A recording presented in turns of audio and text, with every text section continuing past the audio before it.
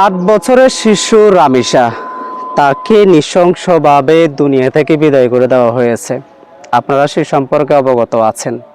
আজকে ৭ জুন আদালত মূল আসামি সোহেল রানা এবং তার স্ত্রী স্বপ্নাকে সর্বোচ্চ শাস্তি সর্বোচ্চ সাজা সেটা ঘোষণা করেছেন, ফাঁসির রায় দিয়েছেন।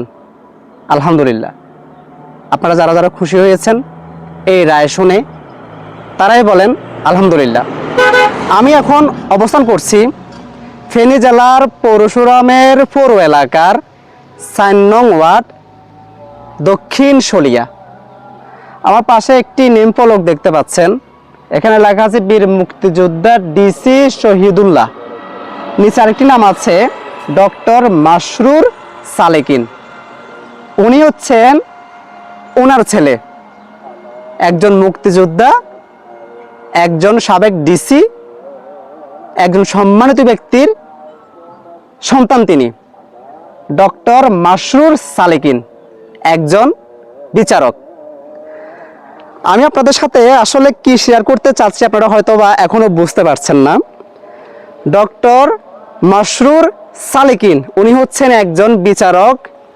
আজকে যে বিচারক ৮ বছরের শিশু রামিসা হত্যাকাণ্ডের আজকে সর্বোচ্চ সাজা যিনি প্রকাশ করেছেন, দিয়েছেন, উনি হচ্ছেন সেই বিচারক।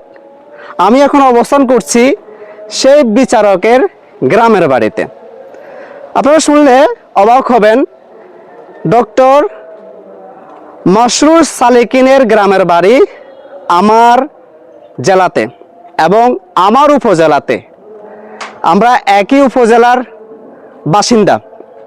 আমি আপনাদেরকে দেখানোর জন্য আসছি। আমি যখন শুনছি যে ডক্টর মাসরুর সালেকিন রামিসা হত্যাকাণ্ডের রায় ঘোষণা করেছেন, আমি চিন্তা করলাম যে আপনাদেরকে ওই মানুষটার গ্রামের বাড়িটার সাথে পরিচয় করিয়ে দিই।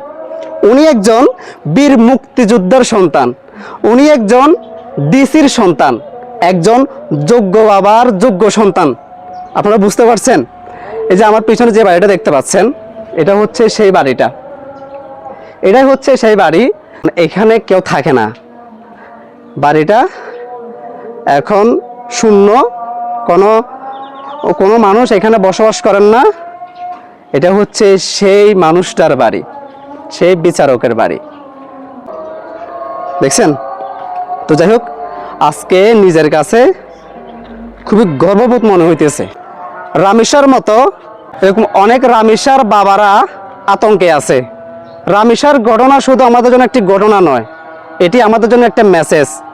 কারণ রামিসার মতো এমন অনেক সন্তানের বাবা আছে আমাদের চারপাশে, যারা রাত হলে ঘুমাতে পারে না, দিন হলে সন্তানদেরকে স্কুলে পাঠাতে পারে না, ভয়ে থাকে, আতঙ্কে থাকে। যদি স্কুলে পাঠানোর পরে তার আর কোনো খোঁজখবর না থাকে, যদি স্কুলে পাঠানোর পরে সেই সন্তানকে আর কাছে ফিরে না পায়, তো যাই হোক, আজকে সেই জজ যিনি আমার উপজেলার সন্তান, তিনি আজকে যে সাজাটি দিয়েছেন শুনে খুব ভালো লাগতেছে এবং আনন্দিত। তবে আরও আনন্দিত হব যখন এই বিচার কার্যক্রম সম্পূর্ণরূপে কার্যকর হবে, যাতে করে এই ঘটনা দেখে অন্যান্য যারা নরবিশ্বাস আছে তারা যেন নিজেকে সংশোধন করে। ধন্যবাদ সবাইকে।